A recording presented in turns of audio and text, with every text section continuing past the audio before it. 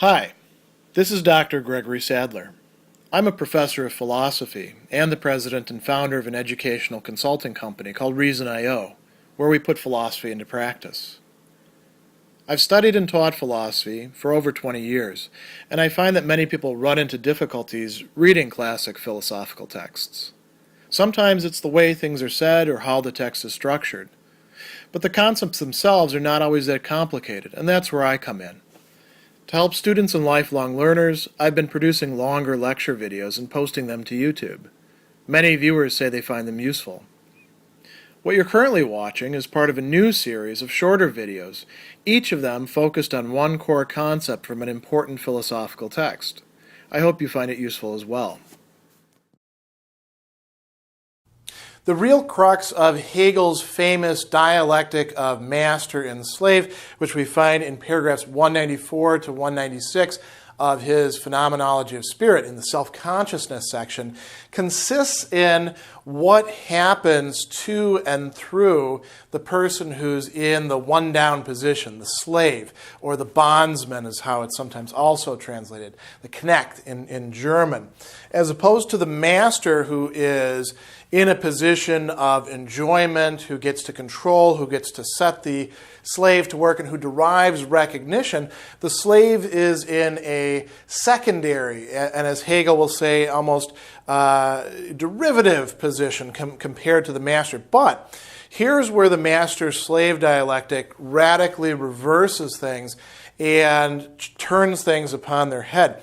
The master really is not dialectically developing. He or she enjoys this position in which they get the slave to work upon the world of objects for them, to transform those objects into things of their enjoyment. There is no further development there.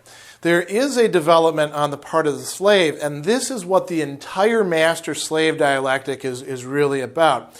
You notice that I'm representing this here by showing these sort of directions of, you might say, agency, going from the master to the slave and also to the independent thing that is worked upon. And then there's this circular current running through them, and that represents the developing self-consciousness of the slave as an independent consciousness, no longer merely dependent, no longer merely a reflection of the will of the master, but something that has been attained, something that has been achieved.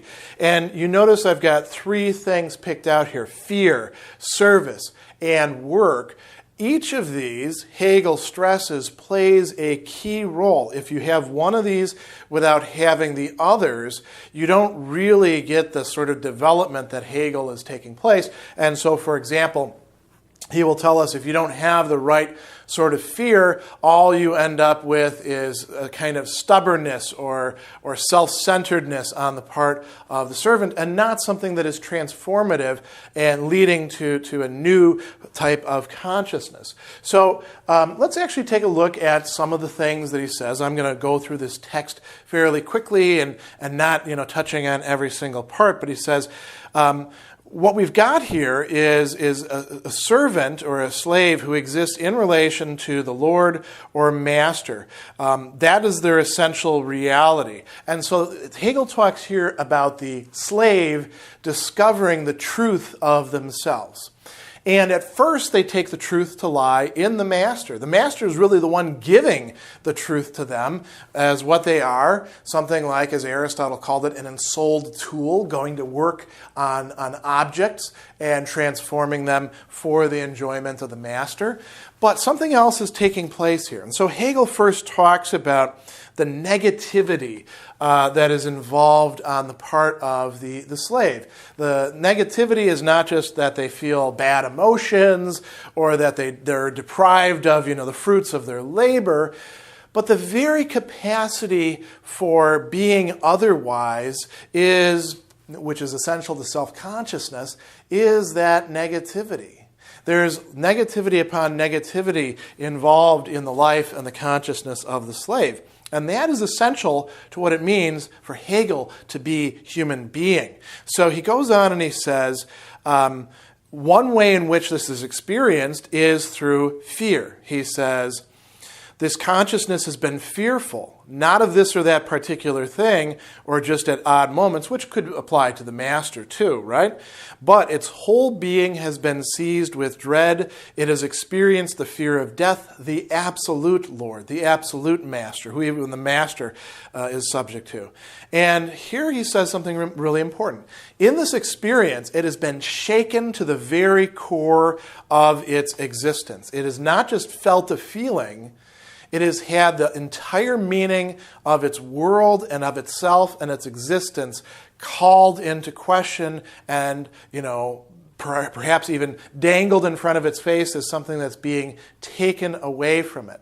Knowing that it could die at any moment if the master or the master's kid or, some other master or some other contingent circumstance decides so.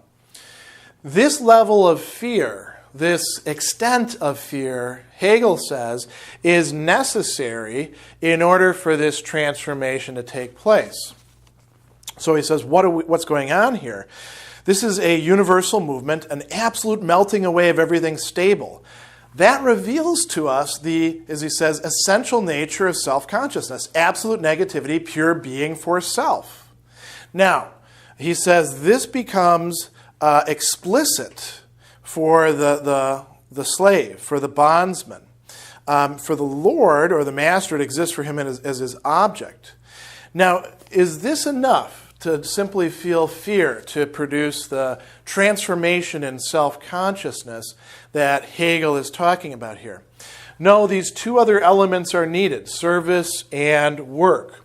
So Hegel will go on and tell us that this fear is only implicitly this dissolution, and what we need here is service. Service of who? Service of the Lord. It provides a certain sort of stability to the instability that the fear has. He says, the fear of the Lord is the beginning of wisdom, but consciousness is not therein aware that it is a being for self. It's not fully self-aware.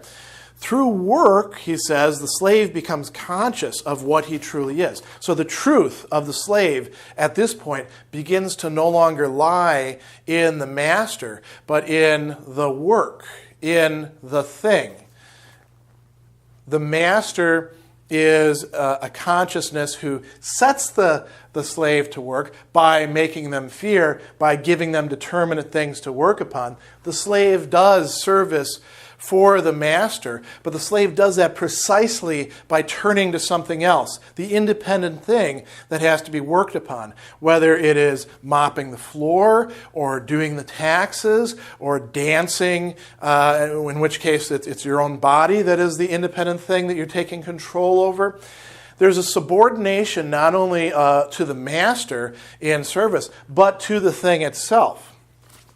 Hegel goes on and he says that desire has reserved to itself the pure negating of the object, thereby its unalloyed feeling of self. The slave is forced to put desire on hold.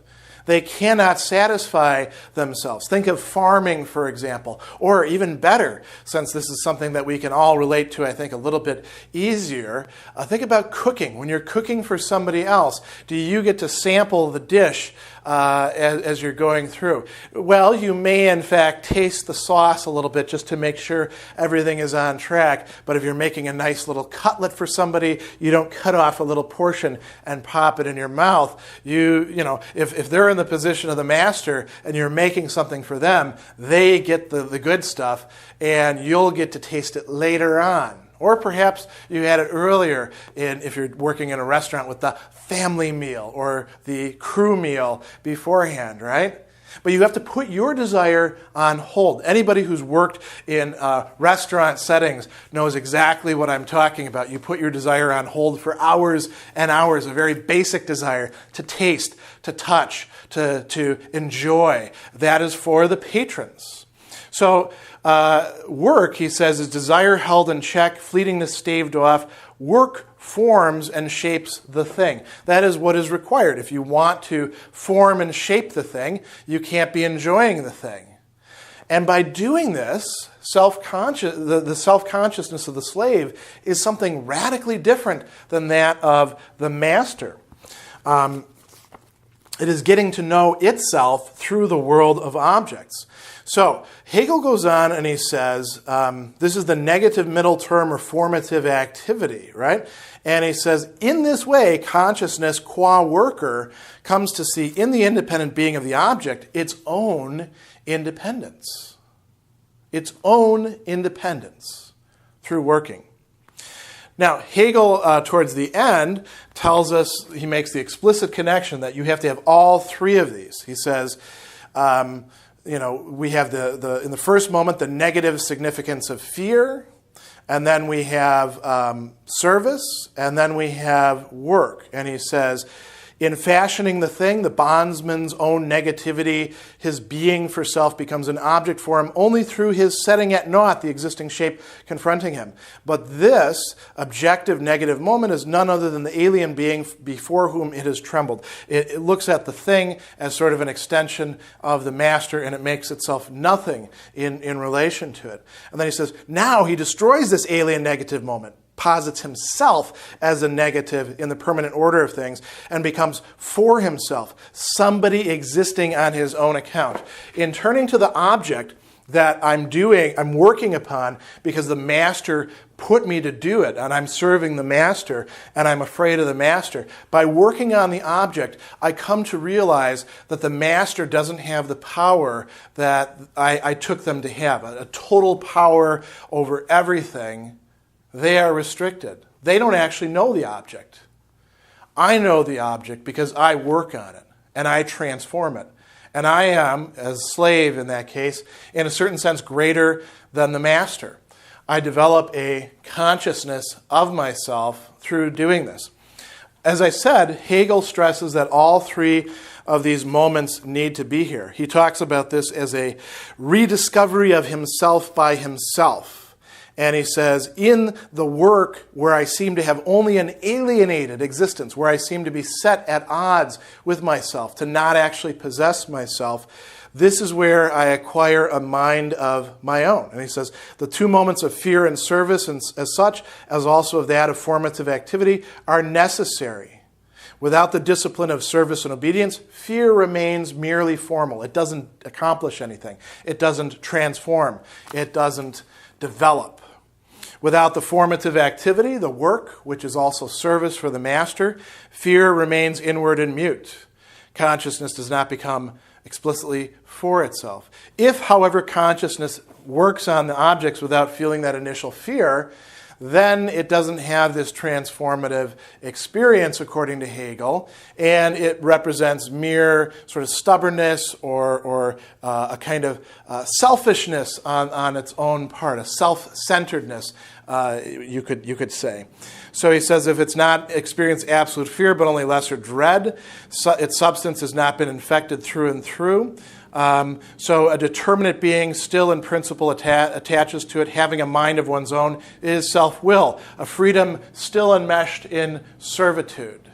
So what we have here is, in Hegel's view, something that occurs not in every condition of servitude, but only when the conditions are actually right. And when those conditions are actually right, we have a transformation, a higher development, a sublation of consciousness.